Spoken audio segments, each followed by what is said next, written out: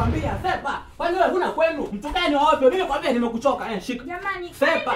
Shika kichwa chako. Ndio hivi tu. Sepa. Hapana, mimi sio vitu vyangu. Sawa, Hivi vipo ndani. Nikutaki hapa kwangu sasa. Vingine nini? Hivi vyote ni vitu vyako. Si vitu vyangu vinakuhusu mimi. Halo. Nakuomba njoo nyumbani hapa mara moja, nataka nihame.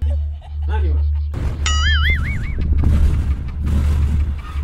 Sasa mke wangu weekend sio nilikawia, lakini ukasema hii mimi wangu. Wewe haikuhusu, hazikuhusu.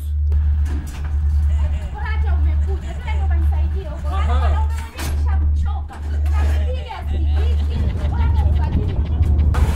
Kile hapa ulinunua wewe? Nilikuwa Kingine mama. Na hivi hapa? Vyote vya kwako. Mwanaume asikii. Yaani kila siku ni yeye, kila siku ni yeye. Nimechoka.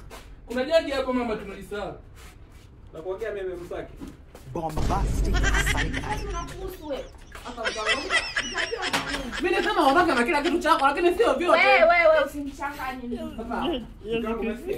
Mimi nilimwelewa sawa. Mimi nimekubali baba. Yaani wewe. Mke wangu toka parachichi. Ndio la kwako. Parachichi. Ulinunua wewe. Lakini niliponunua jana ulikuwa na kwako wote. Wewe la kwako wote na nani? Hapana. Haikuhusu. Basi niachie. Wewe Mke wangu umenigusa babaya. Nisikilize.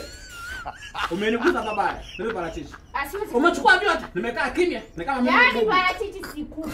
Kwa haya mchana mimi nitakula nini? Utajua wewe. Hapa na sente tumeshamaliza. Halo baba mwenye nyumba.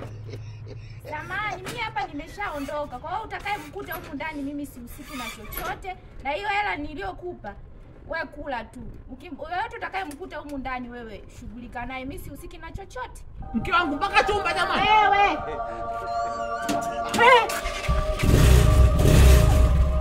Kwa hiyo tunafanyaje kuhusu mimi?